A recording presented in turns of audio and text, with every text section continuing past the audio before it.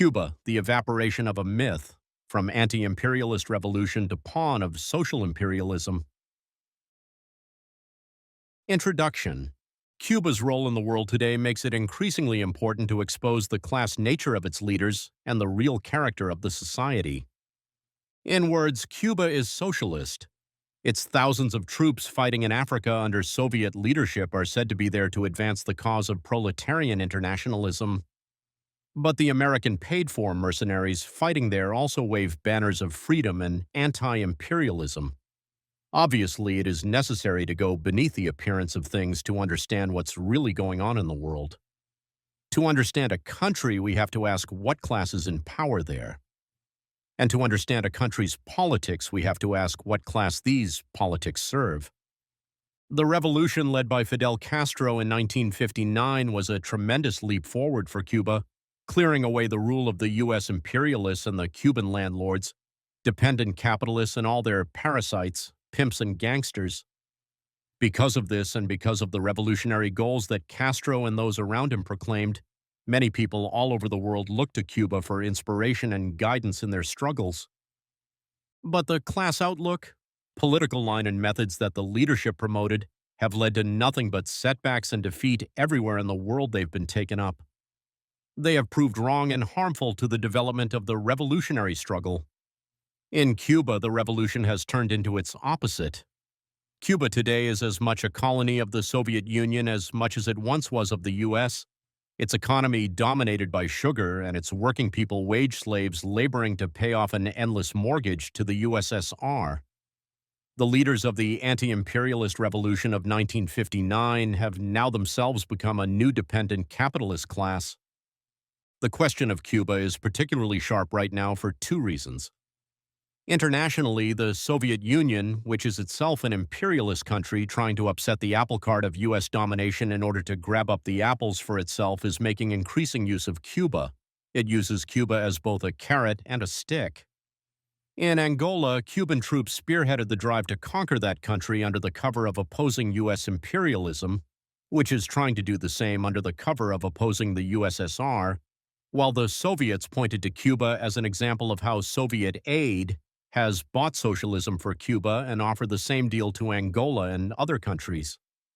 This combination of anti-imperialist rubles and anti-imperialist tanks is key to the Soviet social imperialist efforts to replace the U.S. as the world's main imperialist power, and for that reason, Cuba is invaluable to the Soviets. Humble words at Party Congress.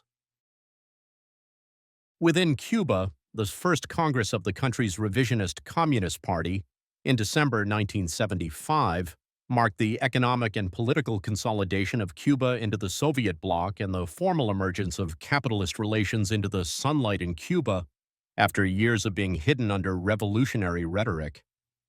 This Congress ratified Cuba's new economic planning and management system, sanctifying the profitability criterion as the country's highest principle. It also featured a long self-criticism by Castro for not coming around to the Soviets' way of thinking sooner, a self-criticism in which he tries to justify Cuba's present situation and bows down so low before the new czars that it serves as an outstanding indication of Cuba's present neo-colonial status. Had we been humbler, had we not had excessive self-esteem, Castro explained, we would have been able to understand that revolutionary theory was not sufficiently developed in our country, and that we actually lacked profound economists and scientists of Marxism to make really significant contributions to the theory and practice of building socialism. Castro's speeches and other Congress documents can be found in Grama, the official Cuban publication. Humble words indeed from the Cuban leadership who, not that many years ago, were portraying themselves as the lighthouse of revolution for the Third World and elsewhere, in contrast to what they considered the conservatism of the revisionists, and what they slandered as the dogmatism of the genuine Marxist-Leninists. In the 1960s, the Cuban leadership had actually become very humble in serving as a Soviet political errand boy whenever it was necessary to pay the rent, for instance by attacking China and Mao Zedong in 1966, backing the Soviet invasion of Czechoslovakia in 1968, and so on. But at that time, the Cubans did try to maintain some distance between themselves and the Soviets, if only to maintain Cuba's prestige and ultra-revolutionary image at a time when the new Soviet capitalist ruling class was beginning to smell worse and worse to a growing number of revolutionary-minded people. But now the Soviet strings which hold up the Cuban regime have been pulled very tight, and the Cuban leadership is to be more humble than ever. Today, Castro says, Cuba's foreign policy is based, in the first place, on staunch friendship with the Soviet Union, the bastion of world progress. The use to which the Soviets have put the staunch friendship of Cuba has changed over the years. In an earlier period, the weaker Soviet imperialist relationship with the U.S. imperialists tended more towards surrender and collaboration. Now, with their competition with the U.S. becoming sharper and more violent every day, the Soviets' use of so-called détente is mainly as a cover for Soviet aggression and preparations for war, while the U.S. imperialists use it for the same purpose themselves. Times have changed. But it seems anything the Soviet rulers want is fine with Cuba. Castro goes out of his way to make this point unmistakably clear by going back over the 1962 missile crisis, when the USSR rashly set up long-range missiles in Cuba, and then, when challenged by the U.S. imperialists, not only capitulated completely by taking the missiles out, but also promised the U.S. it could inspect Cuba to make sure that they were gone, without asking the Cuban government. At that time, Castro correctly denounced the Soviets for it. Now, Castro says he was wrong for not understanding that this cowardly use of Cuba as a bargaining chip with the U.S. was objectively a victory for the socialist camp. But this is not the only crow Castro was forced to eat at the Congress. Not only should the Cuban leadership have been humbler regarding Soviet foreign policy, they also should have been applying correctly the main useful experiences in the sphere of economic management in the Soviet Union. Laws of capitalism govern Cuban economy. What experience does he mean that economic laws, especially the law of value, govern socialist construction, and that money, prices, finances, budgets, taxes, credit interest, and other commodity categories should function as indispensable instruments to decide on which investment is the most advantageous, to decide which enterprises, which units, which collective of workers performs best and which performs worst, and so be able to take relevant measures. Speech at Party Congress. This, Castro claims, is dictated by reality, but it's not the reality of socialism. The working class must take these laws and categories into account so that it can consciously restrict and limit their sphere of operation and develop the conditions to do away with them once and for all. But socialism can't be governed by the economic laws of capitalism, or else there wouldn't be any difference between the two systems. Castro's words here are taken lock, stock, and profit margin from recent Soviet economic textbooks, summing up the experience of restoring capitalism in the Soviet Union.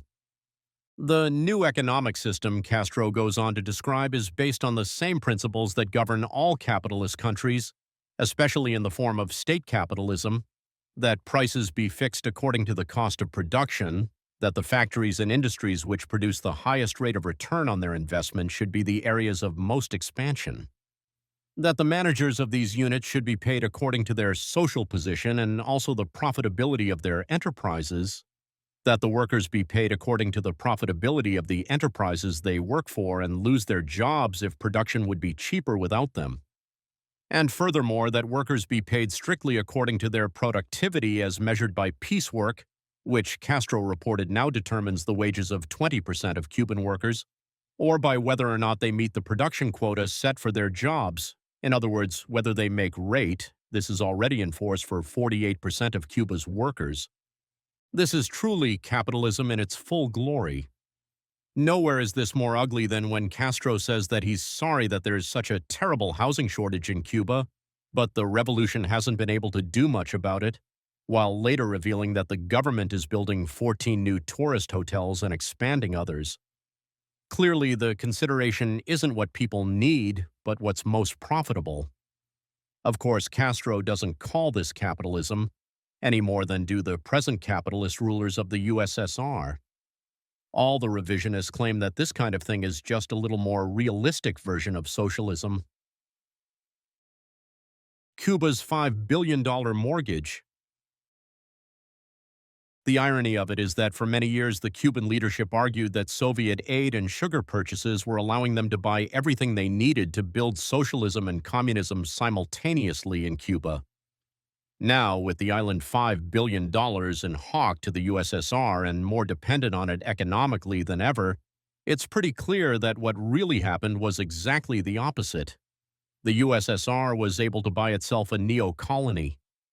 This development also makes it clearer than ever that the Cuban leadership's strategy had nothing to do with the working class's strategy for building socialism, that in fact Cuba was never a socialist country. It raises the question of what kind of revolution Cuba did have and why it was turned into its opposite, so that far from being socialist, Cuba today has not even won its independence and national liberation.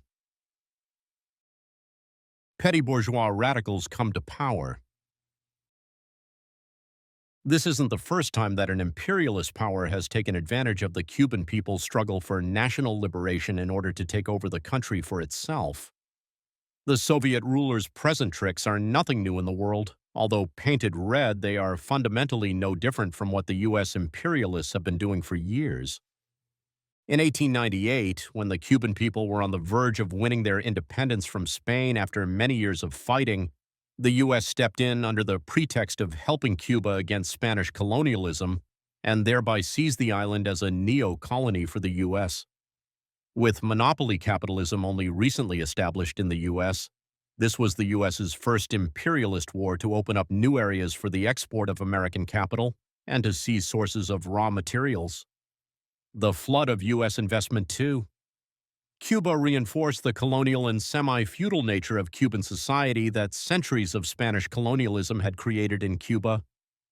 The U.S. imperialists propped up the rule of the landowners in Cuba and created a handful of capitalists dependent on U.S. capital, thus transforming Cuba from a colony of Spain to a neo-colony of the U.S., stifling all possibilities of progress. At the time of the 1959 revolution, the system of the ownership of land in Cuba had remained almost unchanged since the days of the Spanish Empire, and the country's one-crop economy had long been stagnant. This system laid the most crushing burden on the urban and rural working class and the landless and small peasants. At the same time, it also held back the fortunes of all but the richest landowners, the small and very weak national bourgeoisie, confined to manufacturing the few things not made by U.S. subsidiaries or imported, and the relatively large urban petty bourgeoisie. Throughout most of these years, Cuba's workers played a leading role in the country's fight for independence and national liberation, as well as fighting bitterly for their own immediate interests. This reached a high point in the 1930s when, under the leadership of the then-existing Communist Party, the working class and its allies unleashed a huge wave of strikes and demonstrations, including armed uprisings and the establishment of Soviets' revolutionary workers' councils in the sugar mills. The existing U.S. puppet government was overthrown, but it was soon replaced by an army coup led by Fulgencio Batista. Although the struggle was very intense for the next several years, the working class was not able to consolidate its advances and eventually was driven back. As some of its previous errors came to the fore, the Communist Party became more and more revisionist. In the 1940s, its leadership accepted a partnership in the Batista government, then, when Batista dropped them, crawled into the woodwork, where they remained until the eve of the 1959 revolution. This contributed greatly to the weakening of the workers' movement as a conscious and organized force, although the workers never stopped fighting their conditions. Volatile petty bourgeoisie. By the 1950s, the petty bourgeoisie had become the most volatile class in Cuba. The political groups that arose from it were the best organized to fight for their interests. Castro's 26th of July movement came from the urban petty bourgeoisie, 25% of Cuba's population, the tens of thousands of businessmen with no business, salesmen with no sales, teachers with no one to teach, lawyers and doctors with few patients and clients, architects and engineers for whom there was little work, and so on. In its 1956 program manifesto, it defined itself as guided by the ideals of democracy, nationalism, and social justice, of Jeffersonian democracy and declared, "Democracy cannot be the government of a race, class, or religion. It must be a government of all the people." This certainly expressed the outlook of the petty bourgeoisie, with its hatred for the big bourgeoisie that held it down, its repugnance for the revolution of the working class, and its dreams of a democracy above classes.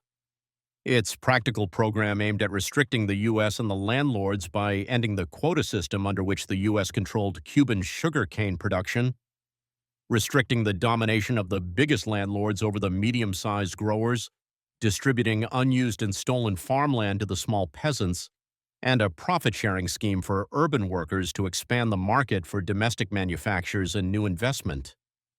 With this program, Castro and a small group took up arms against the Batista government in the Sierra Maestra Mountains, while other young intellectuals and professionals organized resistance in the cities. This war won support from nearly every other class except the tiny handful of people directly tied to the landlords in the U.S. Many workers supported it and joined in. In the fighting itself, the most decisive force was the rural petty bourgeoisie, especially the small peasants for whom armed struggle was the only way to defend their land from the landlords and the army. Made up largely of peasants itself, Batista's army soon began to fall apart. The Batista government disintegrated after 2 years of fighting involving only a few hundred armed rebels. In the last months, even the U.S. government dropped some of its support for the Batista government, believing that it was more likely that the July 26th movement would agree to come to terms than that the Batista government could survive. Just after seizing power in 1959, Castro went to the U.S. on a goodwill tour, declaring in New York, "I have clearly and definitely stated that we are not communists. The gates are open for private investment that contributes to the development of Cuba."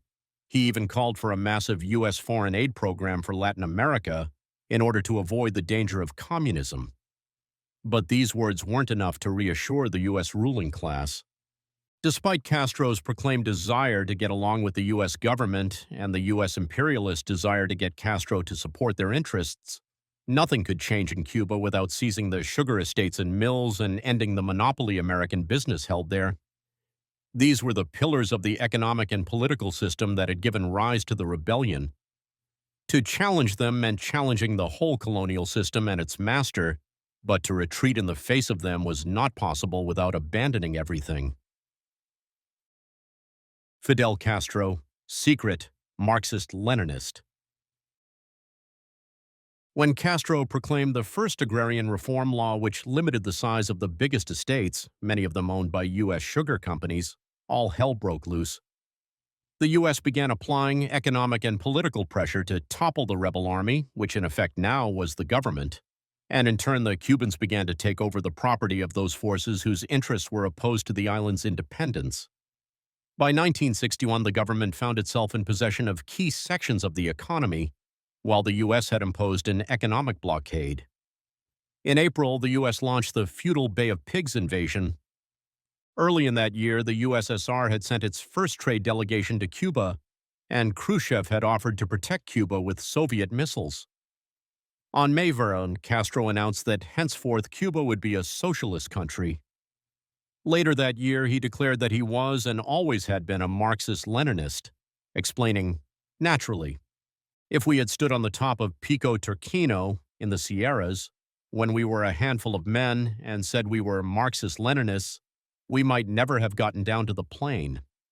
Daptinamas.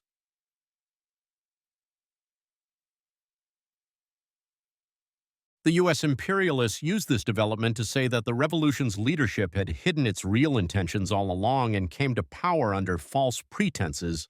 In other words, to find some excuse other than naked self-interest for why they had opposed the Cuban Revolution the minute it had touched their property. And they also used Castro's sudden announcement to slander communism by saying that this was how communists operate, by sneaking their system in through the back door without bothering to tell the masses what's going on, and that communists don't really rely on the masses but operate as masters of deceit. The great majority of Cuban workers and peasants were strong supporters of the revolution and very much in favor of the measures it had taken, such as taking over the estates and mills and guaranteeing small peasants the right to their land, and in many cases giving them more. reducing rent, electricity, and other prices, putting thousands of unemployed workers to work constructing hospitals, roads, schools, etc., launching a tremendous literacy campaign, and other steps which removed some of the weight from the masses' backs and allowed their enthusiasm for change to show itself in action. And many were enthusiastic about the idea of going on to socialism. But socialism is not just an idea, nor a matter of words, nor just a government takeover. It's a social revolution, a revolution in the relations of classes so that the working class is not just the owner of things in theory, but also in practice the actual master of production and society through the leadership of its own Marxist-Leninist Party and the political rule of the working class, the dictatorship of the proletariat. On this basis, the working class can lead repeated and successful struggles against the bourgeoisie, and in the process it is able to transform material conditions and itself so as to gradually do away with classes altogether. This is not the road that Castro and those around him toot, despite all their rhetoric to the contrary. They had rebelled against the neo-colonial, semi-feudal conditions of old Cuba, but their petty bourgeois position and outlook, which had given rise to the longing for a quick and radical change in their status, also gave rise to the ambition to retain and strengthen their privileged position above the masses of workers and peasants. This only capitalism could give them. This same class outlook also caused them to hate and fear the difficult class struggle and long years of hard work that proletarian rule and the real transformation of Cuba would mean. While the petty bourgeois intelligentsia did hate the ugly features of capitalism, especially as it had oppressed them, they didn't want to change society's division of labor, which had placed them above the masses, free to develop their careers instead of laboring as wage slaves. In the early years following the revolution, their class position and outlook was manifested in an idealist political line. This line reflected the desire of the petty bourgeois revolutionary intellectuals to see a world without oppression. But it also reflected their contempt and fear for the only force in society that can lead the process of transforming the world, the working class. This so-called Cuban line reflected the impetuosity of the petty bourgeoisie in wanting their ideal society right away and without class struggle, especially without the dictatorship of the proletariat. The Cuban leaders talked as if communism was right around the corner and as if classes were eliminated simply by expropriation of individually owned property. In fact, the essence of utopian socialism, an early form that the idealist world outlook took among the Cuban leaders, is that the building of socialism depends on enlightened rulers with the interests of the masses at heart. The Cuban leaders, who viewed themselves as among the most enlightened saviors of the masses of all time, believed they could impose their wishes on society. In fact, this whole line had great appeal for many revolutionary-minded people from the petty bourgeoisie in this country and around the world who wanted to see a better society but shared the Cuban leadership's view of the working class. The same left political line stemming from the idealism of the petty bourgeoisie was manifested in the activities of the Cuban leadership in international affairs. They developed the so-called FOCO theory and struggle in the countryside, acting as the detonator to the masses who are inspired by them to spontaneously rise up, overthrow the old regime, and put the heroic guerrilla in power. This is against the experience of every successful communist revolution, which is based on the conscious and organized struggle of the masses. In China, for example, this meant people's war, mobilizing the peasantry under the leadership of the working class, establishing base areas in the countryside, and waging a protracted war. When Che Guevara tried to put the FOCO theory into practice in Bolivia, he was killed, the whole operation a complete fiasco. People, not things, are decisive. Underneath the petty bourgeois left political line and coming more and more to the surface was undisguised revisionism. Instead of mobilizing and relying on the working class to change the actual class relationships, that existed in Cuba, to eliminate the warped economy that imperialist plunder had created in Cuba, and on this basis to develop the productive forces, the Cuban leaders looked for something that could substitute for the masses and class struggle. Despite the rhetoric of building the new man, They more and more based themselves on the line common to all revisionists, that things, not people, are decisive, that in order for their version of socialism to triumph in Cuba, productive capacity had to be obtained from abroad. Their class outlook ensured they could never understand that revolutionizing the relations of production is the key to developing the productive forces. Still less could they understand that, in Marx's words, the greatest productive power is the revolutionary class itself. In place of the conscious struggle of the masses, the Cuban leaders sought to purchase socialism by mortgaging the economy to the Soviet Union. Lenin said clearly, in order to abolish classes completely, it is not enough to overthrow the exploiters, the landlords and capitalists, not enough to abolish their rights of ownership. It is necessary also to abolish all private ownership of the means of production. It is necessary to abolish the distinction between town and country, as well as the distinction between manual workers and brain workers. This requires a very long period of time. A great beginning. This is the line of the working class in building socialism and carrying on the revolution for communism. In Cuba, it certainly would have meant mobilizing the workers to break down the divisions of labor inherited from the old semi-colonial society. This would especially mean changing the organization of the island, which served the almost single purpose of producing sugar for the imperialist world market. But the Cuban leaders, because of their petty bourgeois position and outlook, rejected this path. Castro said that the main problem facing the revolution was how to produce the abundance necessary for communism, meaning to him, trading sugar for the means of production and machinery that he felt the working class could never produce by relying on its own efforts. And to do this, the Cuban leaders' plan amounted to putting the substance of the old relations of production, in somewhat altered form, society's division of labor and its sugar plantations, to work at top speed to produce the goods to sell to get this wealth. Now the buyer and provider was no longer to be the U.S., but the Soviet Union. Once this line was adopted, the enthusiasm of the masses for changing the old society was increasingly perverted, so that the role of the working class, rather than revolutionizing society, was reduced to working hard to produce the necessary cash. Thus, the basic capitalist relation of production was preserved and strengthened the subordination of the working class to production for profit. Rather than a new socialist society, and still less communism, this was, in essence, the same old society with new masters. The workers' role was to work hard. The Cuban leaders more and more became bureaucratic state capitalists dependent on a foreign imperialist power.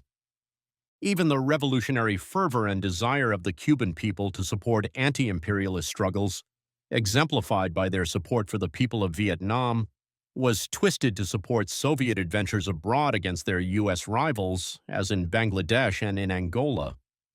Once the basic political road was taken of buying socialism instead of relying on and mobilizing the class struggle of the working class and masses, which alone could revolutionize society, the basic economic policy of the Cuban revisionists followed as surely as night follows day.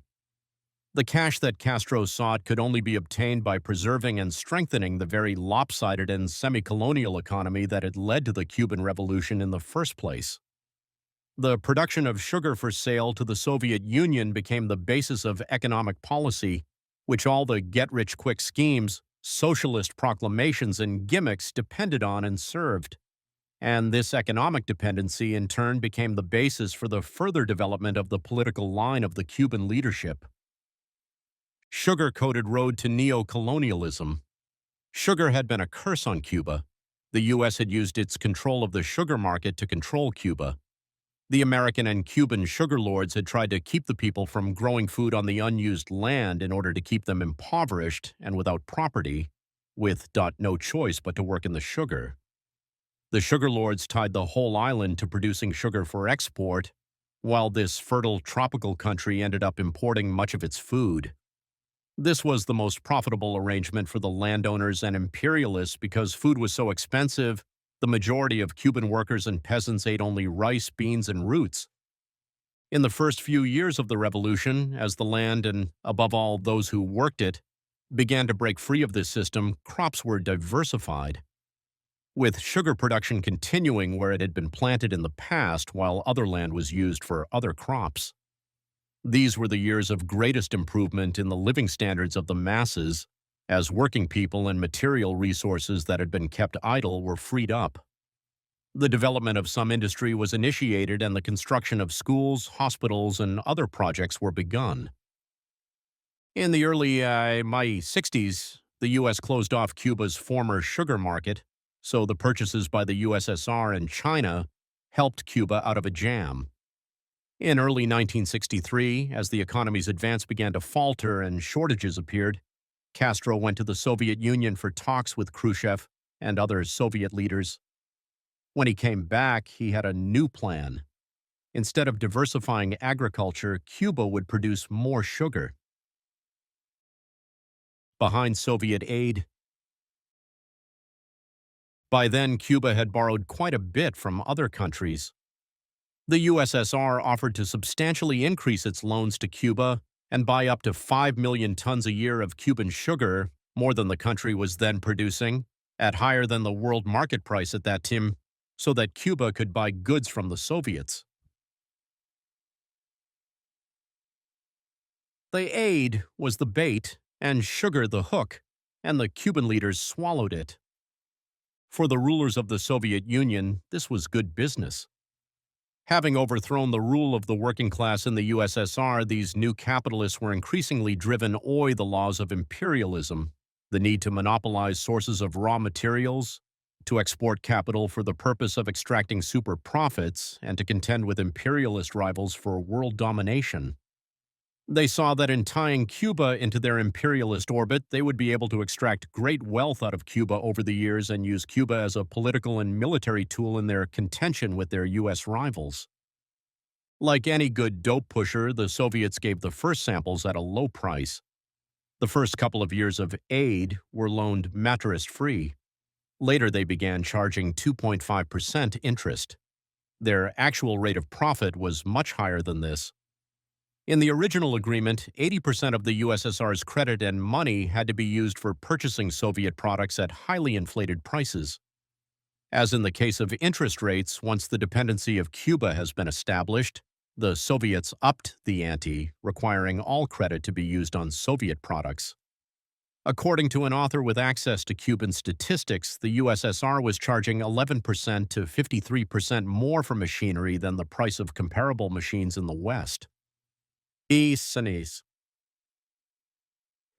And making this robbery even more outrageous, although at first the Soviets paid Cuba more for its sugar than the world market price at the time, you guessed it, they stopped this practice too. They turned around and resold much of this sugar at an even higher price to Eastern Europe. This is standard Soviet practice throughout the world. It is through unequal trade that the Soviet Union realizes the surplus value generated by the export of capital.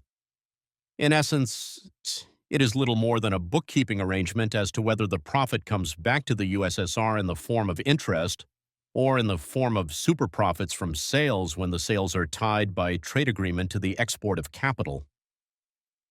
From Red Paper 7, How Capitalism Has Been Restored in the Soviet Union and What This Means for the World Struggle, emphasis in the original. But the Soviet Union has much bigger ambitions than mere domination of Cuba. Like all imperialist powers, their appetite continually grows and they seek world domination. For the Soviets, Cuba represented tremendous political capital with which to penetrate other countries in Latin America and throughout the world by hiding behind Cuba's revolutionary image. Because of the tremendous importance of gaining a foothold in Latin America and in hopes of making even greater political and eventually military use of Cuba in their struggle with the U.S. for world hegemony, the Soviets were willing to give Cuba a better deal than other countries under their grip. Self-sufficiency not convenient. The reasoning of the Cuban leadership for mortgaging their country to the Soviets went like this. Cuba had extensive sugar fields and mills and unused land besides. It had relatively few factories, low-grade iron ore, and little facilities for making steel. Sugar was very profitable to grow and sell on the international market, whereas diversifying agriculture and building industry would be slow and expensive. As Castro explained in a speech, To become self-sufficient in rice, we would have to use 330,000 more acres of irrigated land and invest in them our scarce water supply. Undoubtedly, it wouldn't be convenient for our country to stop producing 1.5 million tons of sugar, which is what we could produce on 330,000 acres of irrigated land planted to sugar cane, and which would increase our purchasing power abroad by more than 150 million in order to produce on this land with the same effort, rice valued at $25 million. Why not take land out of rice production and plant cane and use the money to buy rice with a good bit left over? This is the course the government followed with a vengeance. In 1964, Cuba decided to up its production of sugar cane from 3.9 million tons to 10 million tons a year by 1970. All this made perfect economic sense, very convenient, according to capitalist economics. Objectively, this was a decision to develop Cuba exactly as the U.S. imperialists had developed it, in a lopsided and forever dependent manner, according to what was most profitable. It was particularly disastrous because Cuba failed to produce the 10 million tons, but even if this goal had been surpassed, the basic effect on the economy's structure, its dependence on imperialism, would have remained the same. And in this situation, it is definitely more profitable to grow cane than develop industry in Cuba. Otherwise, the U.S. imperialists would have industrialized Cuba long ago. Even in the last few years, when very high market prices for sugar allowed Cuba to make some profit on its foreign trade for the first time, economics still dictated that it be plowed back into making the sugar industry even bigger and more profitable. Footnote in original. In late 1976, the bottom dropped out of the sugar market, and the world price fell from 65.5 cents a pound to 7.5 cents. The Soviets had contracted to buy it at 30 cents. Castro declared that this would mean that Cuba would have to grow still more sugar for sale abroad, and Cubans would have to give up the 4 ounces of coffee they'd been allowed to buy under rationing so that more coffee could be exported too. Profit and command. At the 1975 Party Congress, Castro spoke as though the profitability criterion had been unknown in Cuba for many years. In fact, the decision to expand sugar production showed that from the start his government's strategy for building socialism was based on profitability. This was not a mistake. It was a class decision, a basic political step that decided what road Cuba was to take and what classes would benefit from it. Even under socialism, the working class must take into account profitability, but profit remains an economic category reflecting the old capitalist relations of production. Put simply, this means that the working class, through the state, must consider the cost, in money, that goes into the production of things, wages, the price of raw materials, etc., and the price at which the goods produced are sold. Generally, prices are expected to cover costs and produce a surplus. But the aim of production under socialism is not profit. Under socialism, it is the political line of the working class, its conscious decisions through its party and its state, that determines economic policy, the plan for what will be produced and how. Fundamentally, the plan is based on taking account of the material things in society, the workers, available machinery, raw materials, etc., to meet the needs of society, food, clothing, schools, new factories, etc. The basic purpose of the working class recognizing the criterion of profit is so that it can wage a political struggle to restrict, to limit, and eventually to do away with it completely. To base an economy on the profitability criterion is capitalism, not socialism. Neither can the working class build socialism by relying on foreign aid or trade, no matter how well intended. This is because its goal, communism and classless society, is not just a matter of abundance, but that is exactly how Castro explained it to the masses, as if communism were just a pie-in-the-sky promise of better times. For its own liberation, the working class has to lead the masses of people in transforming conditions in each country, wiping out the material and social basis of class contradictions, and training the masses in the outlook of the proletariat so that everyone becomes a worker, and the workers are conscious masters of production and every aspect of society.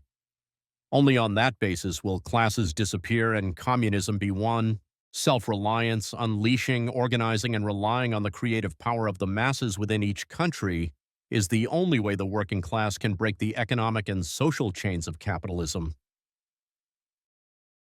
Didn't diversify agriculture.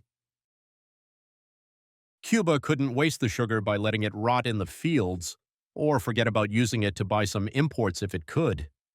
But especially because not only Cuba's agriculture but its whole economy was dominated by sugar, it had to diversify its crops as the only possible basis for breaking out of its neo-colonial structure. In a system where the basic principle upon which all decisions are made is the needs of society and not profit, feeding the people and feeding them well is basic. The fact that the profitability of sugar has always pushed aside less profitable food crops made a lot of food staples very expensive and scarce for the masses.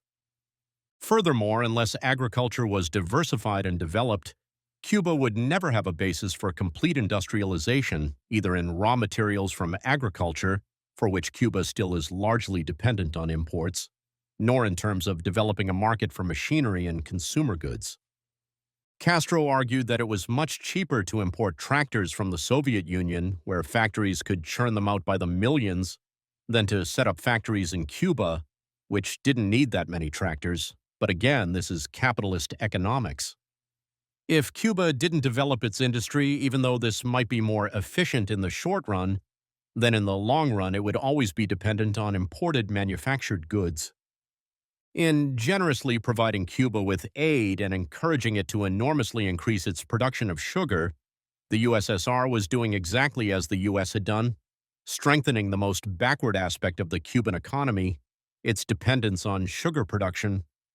This meant reproducing in a new form the old content, export of capital to the colony and colonial dependence on the imperialist mother country.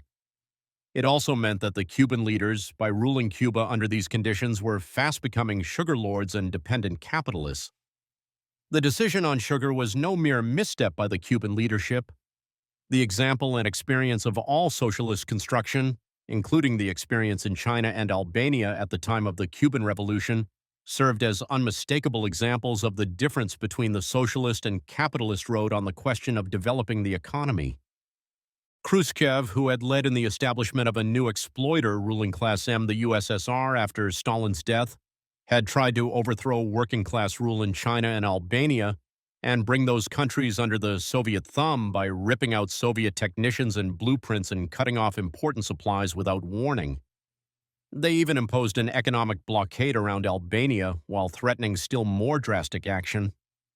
Despite the fact that both countries were also very poor, and the fact that China is on the Soviet border and tiny Albania is surrounded by hostile states, the working class of these countries had done their best to develop them according to the principle of self-sufficiency and self-reliance, and they were able to resist Khrushchev's offensive, although not without cost.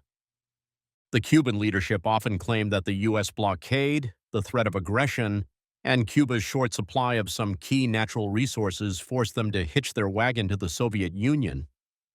But despite whatever real obstacles that did exist to building genuine socialism in Cuba, these were certainly no greater than the conditions faced in real socialist countries. Cuba's most important resource, the working class itself, was much larger than in Albania, for example. In fact, the blockade, far from being a justification for reliance on the Soviets, was itself yet another reason for self-reliance.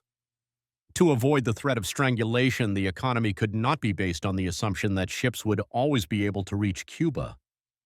The Soviet Union, for its part, did oppose the U.S. when it suited their interests, and even used Cuba to shake a few more sabers in the U.S. imperialist faces. But as the Cuban Missile Crisis proved, they were quite willing to use Cuba as a pawn to be traded to the U.S. if that proved to be to their advantage. And as the development of things showed, Soviet military protection, like Soviet aid and trade, meant Soviet protection of its property and the end of Cuban independence. China-Cuba dispute. An incident between the Cuban and Chinese governments in 1966 shows just how fast the Cuban leaders were going down the road of neo-colonial dependence, and how much, despite all their revolutionary rhetoric, their politics were increasingly dictated by the laws of capitalism. China had doubled its shipment of rice to Cuba for the year of 1965 at the Cuban government's request, but when the Cuban government demanded that China maintain that level permanently, the Chinese government responded by saying they were willing to talk about it but had some serious objections. China's aid and trade is fundamentally different from that of the Soviet revisionist described earlier. China's aid is not investment. Since China is ruled by the working class and not the bourgeoisie, China's aid and trade doesn't serve the profitability criterion. It serves proletarian politics and is based on equality and mutual benefit.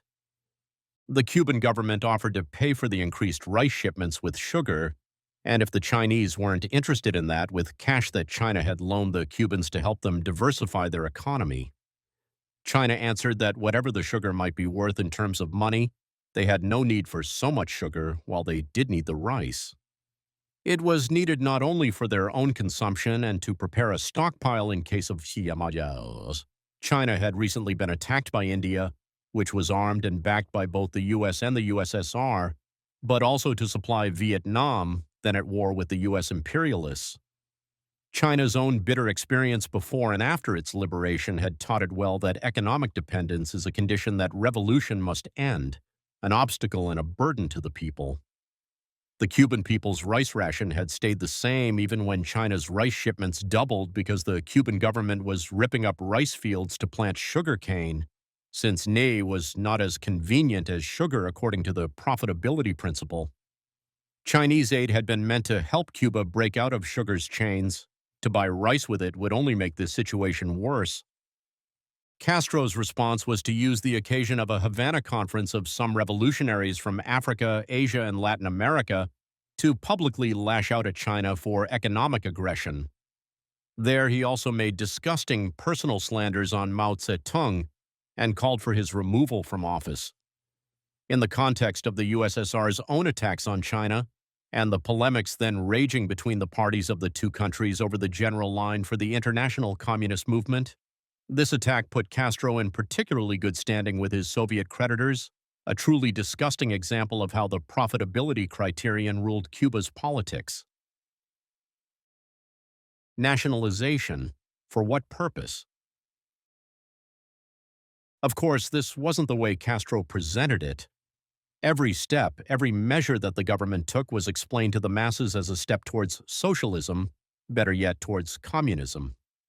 But every new nationalization, every new revolutionary offensive, every new opportunity presented to the masses to show their revolutionary enthusiasm was in fact guided by the criterion of profitability and the class interests of Cuba's rulers.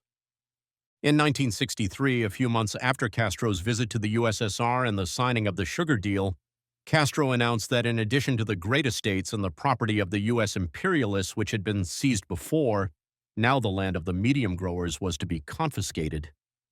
Those affected growers with 160 to 990 acres, about 10,000 farmers and their families in all, were accused by Castro of sabotaging sugar production and aiding the CIA.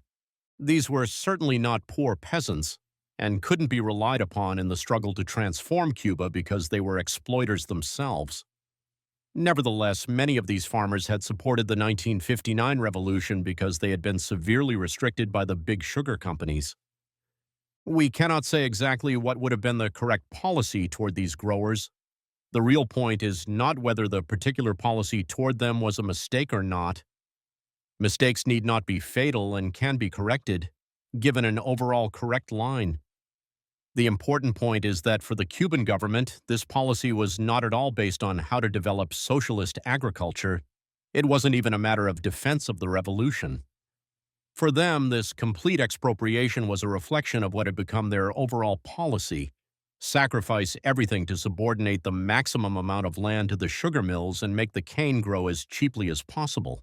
This exact same line, all out to turn the country into an efficient sugar-producing operation, came out differently when applied to the several 100,000 poor farmers.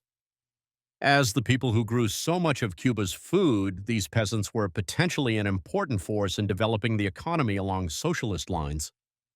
But the government's general policy was not to lead them in the voluntary collectivization of their land and labor. didn't collectivize. Basically, they just let them sit. Some went out of business and some became part of the state farms, and a few grew rich.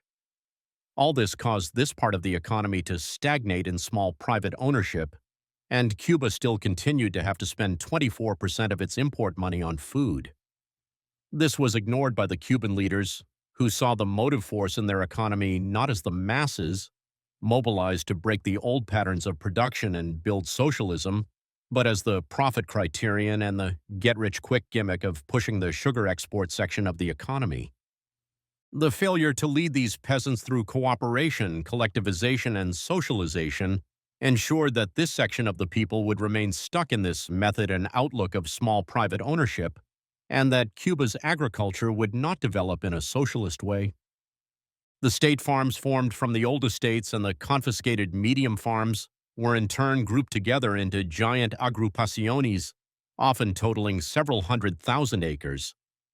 This was a more efficient, more profitable way to grow sugar, especially with the market now expanding to include the Soviet Union. But it wasn't a higher, more socialist form of ownership than before because the relations of production, especially the role of the producers in the whole setup, was unchanged. Instead of working for a sugar company under the eyes of a few managers, now the mill workers and field hands worked for the government under the eyes of 20 to 30 bureaucrats, and the purpose of their labor remained production and profit. After a few years, when the state farms needed even more manpower for sugar, the state farm employees were forbidden from having even their private plots, on which many Cuban cane cutters grew small amounts of vegetables and other crops, principally for their own use. Under socialism, the working class strives to make the most efficient use of the resources of society. In the long run, this means, of course, large-scale, mechanized, diversified agriculture, and at all times the working class must wage a political struggle against the capitalist tendencies that small-scale production engenders. But for a long period of time in many countries, certainly in Cuba, it is neither necessary nor desirable to eliminate all sideline agricultural production. Even when some of the produce is sold, it can contribute to feeding people. And if the state farm workers could grow much of their own food in their spare time, it would be a good thing, freeing up resources to be used elsewhere. But for the Cuban government, these private plots took time away from the main business, sugarcane. In effect, the government had become the new landlords, subordinating the laborers' needs and the needs of society to the demands of King Sugar just as before. 95.1% of hot dog vendors, counter-revolutionary. The shortage of manpower in the cane fields caused a mania of nationalization in the late 60s. In the so-called Revolutionary Offensive of 1968, when the sugar harvest was way behind, Castro announced that 95.1% of all hot dog sellers, grocery store owners, barkeepers, and other small proprietors had been discovered to be counter-revolutionaries. Worse, these able-bodied men were loafing while women went to the fields. All of these establishments, 55,000 in all, were seized. They were either closed down permanently, without regard to whether, for instance, the workers might need a hot dog stand in front of a factory, or else run by bureaucrats, while the ex-proprietors were sent off to cut cane. Some turned out to be old and crippled, and many joined the almost 10% of Cuba's population who had fled the country. Castro justified this by saying that the revolution hadn't been made just so parasites could run a business. But his approach to the question was the opposite of the proletariat's. In revolutions led by the working class, it is an important political principle to win over the maximum number of forces against the enemy at each point in the struggle, and to neutralize those who can't be won over. The working class, having seized power from the big capitalists, has to gradually do away with the small proprietors in its midst who represent a capitalist element. But the working class's method in this situation is to use persuasion, not force. The working class can win the vast majority of these people to building socialism, and in the course of this transform both their political outlook and their economic position. But Castro's capitalism turned them into wage slaves, pure and simple. For the Cuban government, it was a simple matter of economics. 55,000 able-bodied men, esos 55,000 potential cane cutters. This nationalization was the greatest fraud and had nothing to do with socialism, even though the government might pronounce it very revolutionary to do away with someone else's business to serve its own. Nationalization is not necessarily socialization. Nationalization means simply control of a business by the state, which the bourgeois state does all the time, from the post office to Penn Central in the U.S. to the steel industry and the mines in Britain. The key difference is which class holds power. When the working class runs the state, it is able to plan society increasingly to serve its own interests and all of humanity. To do this requires the increasingly conscious and organized participation of the workers at all levels of society, including the enterprise level in management and administration. The masses of workers and peasants have a great knowledge about production and about their overall and particular needs. With the leadership of the Proletariat's Party, their knowledge can be summed up and used to formulate a plan to run the economy in order to fill those needs and advance revolution. And the masses of producers can be organized, educated, and relied upon to increasingly control and participate in the carrying out of this plan and run society. Unless all this is done, there is only one other way to make decisions, according to profit. This is the case in Cuba. There are periodic assemblies of workers in the factories, all right. But as a top government official explained them, it is not a question of discussing all the administrative decisions. The thing is that the enthusiasm of the workers must be obtained to support the principal measures of the administration. This isn't very different from the kind of management pep talks workers in the U.S. often hear. The factories, state farms, hot dog stands, etc., weren't run by a plan, in the working class sense of the word. Plans were made, but since the general lines of the economy were already decided by the production of sugar, the particular plans within that had to follow suit, to also be based on profit. But there was one very important difference between the management of the economy in the 60s and its present management. In the 60s, the managers and bureaucrats were subject to little control or discipline regarding their particular enterprise or industry. In the name of establishing communism all at once, and with the freedom they thought Soviet aid had bought them, there was no economic accounting for their performance and little control except for their superiors' orders. This allowed the former intellectuals and professionals who were running the economy to trip out pretty much as they liked with special projects and so-called mini-plans, free as birds, until the bills for this freedom quickly came due. All this was in the name of socialism, of eliminating the vile intermediary of money, as Castro explained.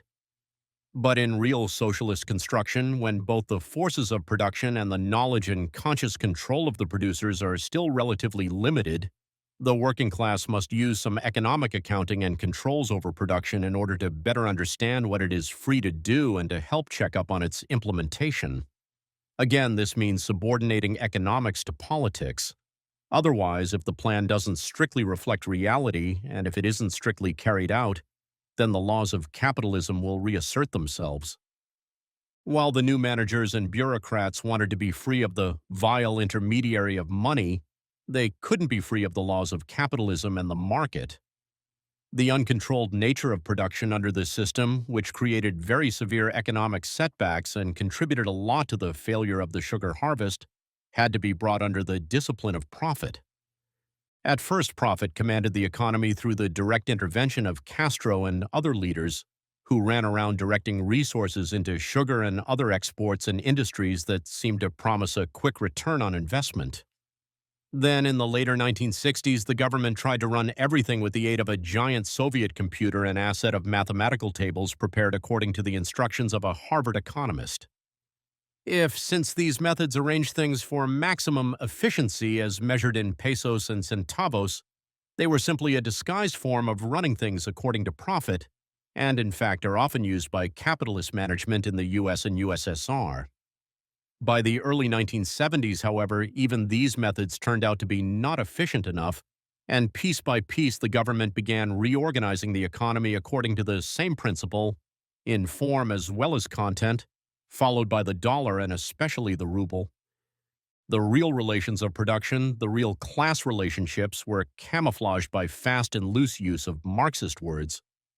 And at the same time, the workers and peasants were expected to work double time in honor of this phony Marxism, voluntary labor.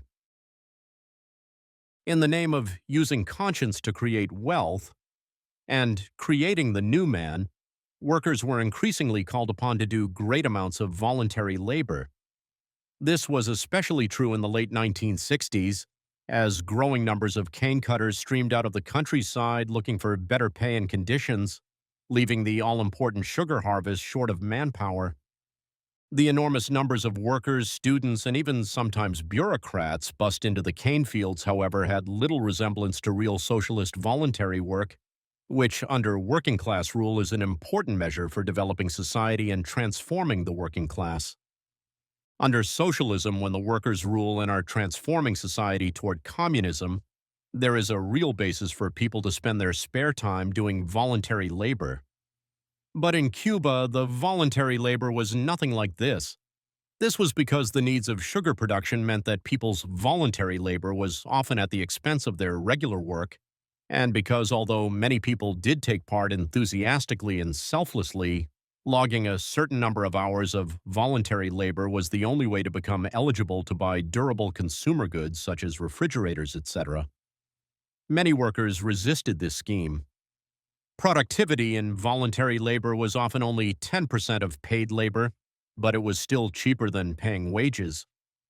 Just as Castro had claimed that the increasing concentration on sugar was necessary so as to fully develop the productive forces necessary for communism, he also claimed that the increasing emphasis on voluntary labor was also a communist measure.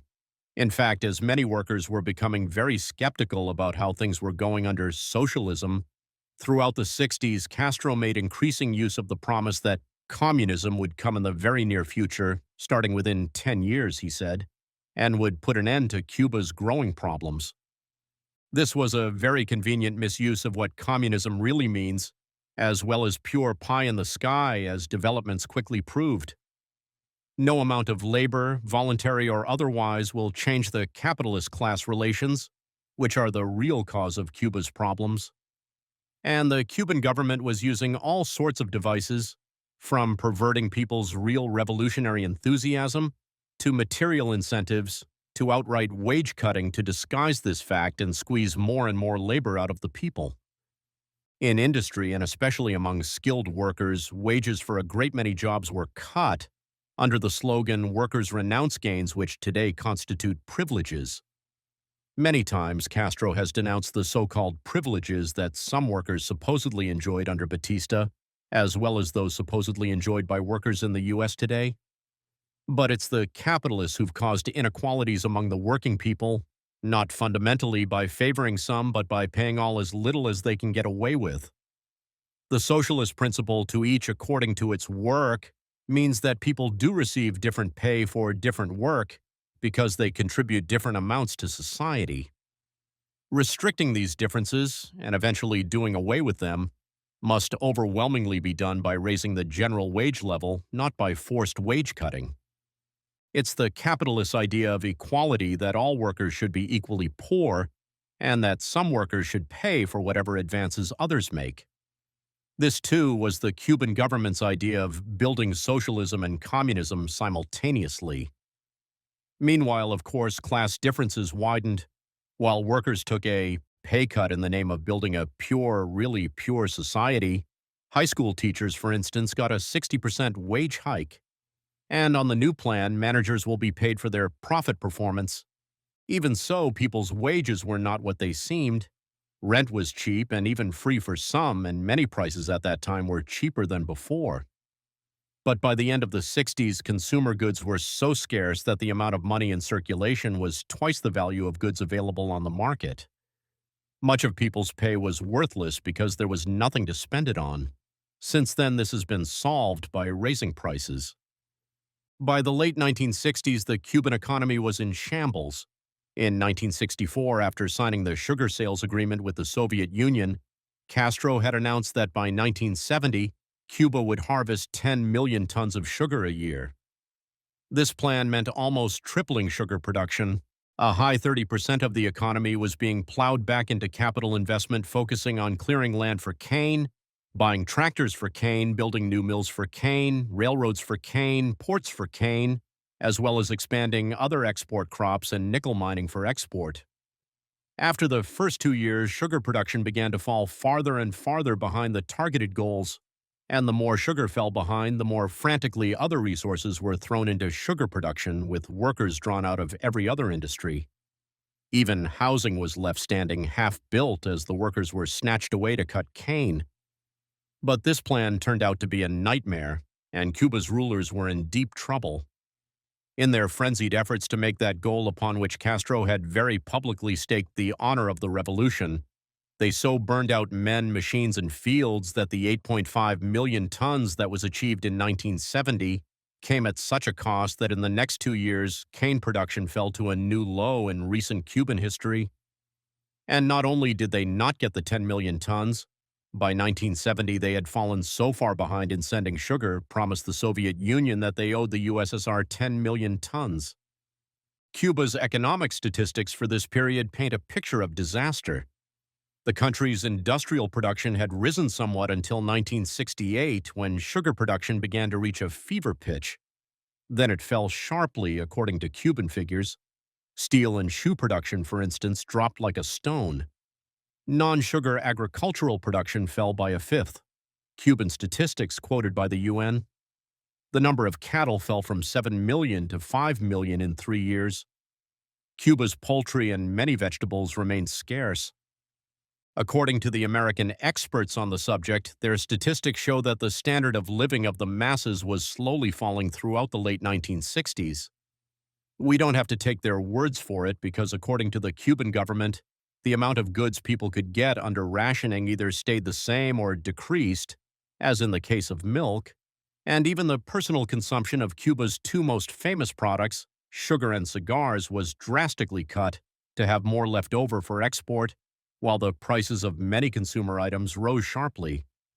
That the workers didn't care for the way things were going is shown by the admission by the Cuban Minister of Labor that absenteeism from work was 20% on the average day in 1970.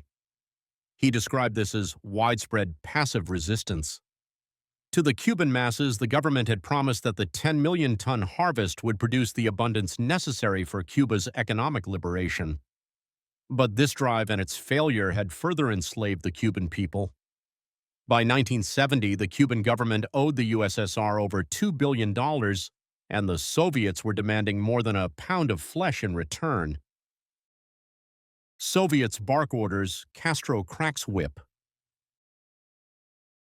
The 1975 Cuban Party Congress was a consolidation and formal ratification of many of the changes that the Cuban government has been making since the early 1970s. First and most important, there was a new crackdown on the working class. Along with the new wage policy described at the beginning of this article, there is now less emphasis on relying on the masses' enthusiasm and more on plain old force. This was in line with a 1973 decision which revived a system of punishment familiar to workers throughout the capitalist world. For offenses ranging from absenteeism, lateness, and negligence to lack of respect to supervisor, workers can be punished by docking their paycheck, being disqualified from certain posts, transferred to another job, postponement of vacations, temporary suspensions, and actual firing. Individual sugar enterprises started laying off workers several years ago to increase productivity. Cuban President Osvaldo Dorticos admitted in a 1972 speech that there was some outright unemployment in two of the largest sugar-growing provinces. Now, according to the Party Congress, this practice is to become much more widespread in other industries. The decisions of the Congress established a formal system for running the Cuban economy along capitalist modes. Bureaucrats and managers won't be so free to damage profit with their fantasies anymore, since that is one freedom even the social imperialist money can't buy. The whole economy is to be run more efficiently now, with profit to be made at every step. Workers are to be paid according to the profitability of the enterprises they work for, to make them work harder, which won't make them any less exploited. Managers are to be paid according to the profitability of the enterprises they manage, to make them work the workers harder, and those at the top are to be paid rewards for results. After all, don't they have the responsibility of running everything? Role of the Cuban Party. The Cuban government has learned from the experience of the Soviet revisionists in more than just the socialist version of capitalist economics. The decision to finally hold a first Congress of the Communist Party of Cuba 10 years after its founding is a good example of that.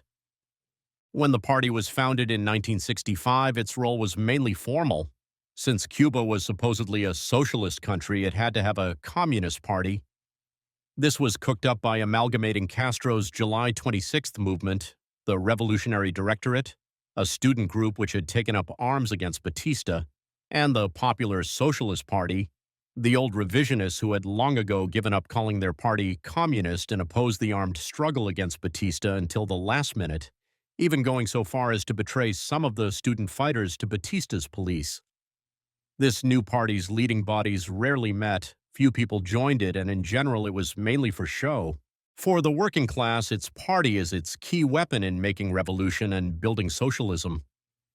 Only through the organized detachment of the most class-conscious fight-eaters can the knowledge and experience of the laboring people in their millions be summed up to formulate the line and policies that can lead the working class forward.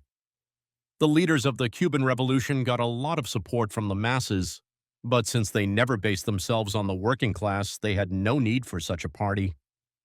But the experience they've had as a new dependent capitalist class has made them more realistic about protecting and strengthening their rule.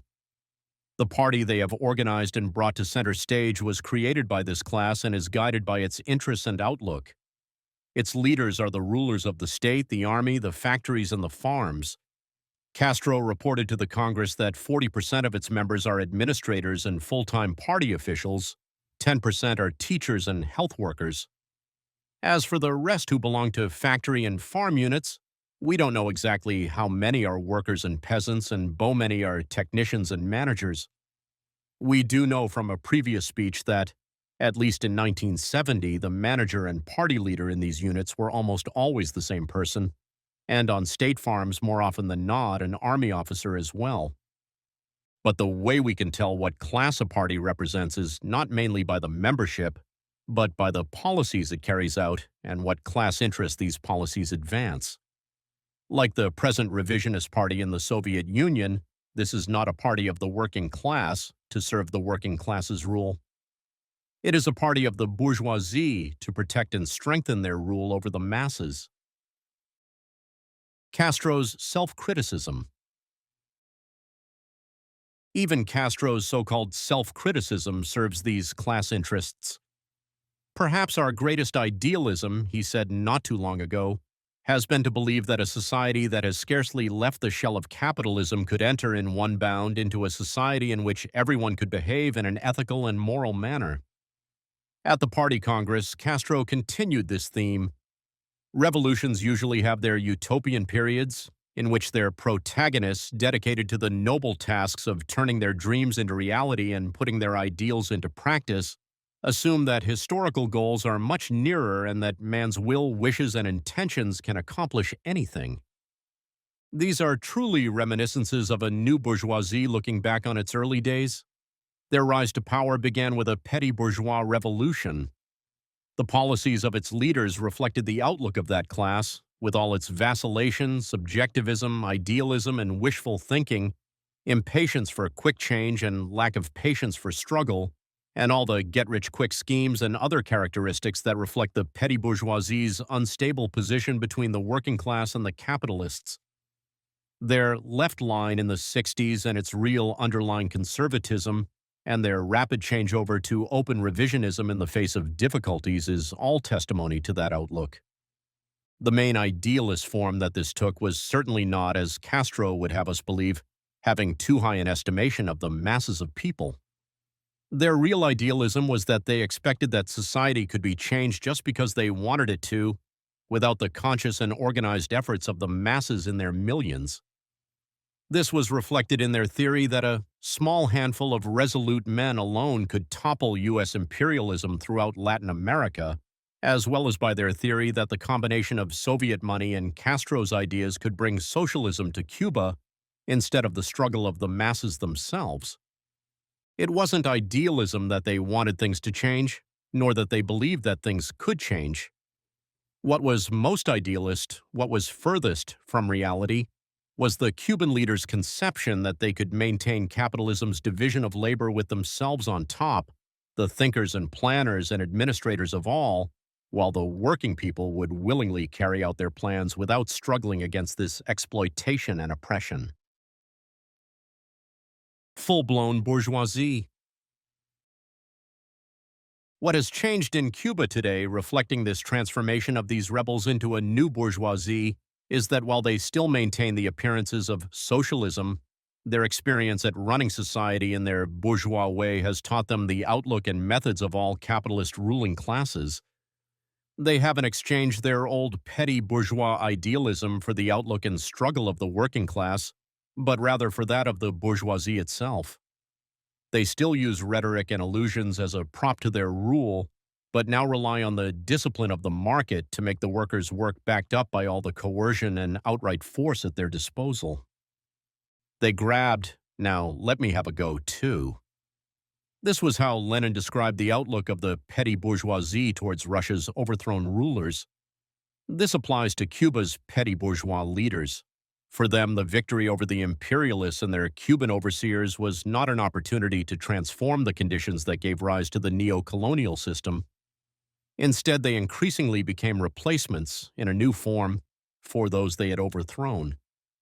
On the basis of their own class outlook, and with the conditions so readily supplied by the Soviet revisionists, these once petty bourgeois rebels have become a full-blown comprador bourgeoisie dependent on the Soviet imperialists.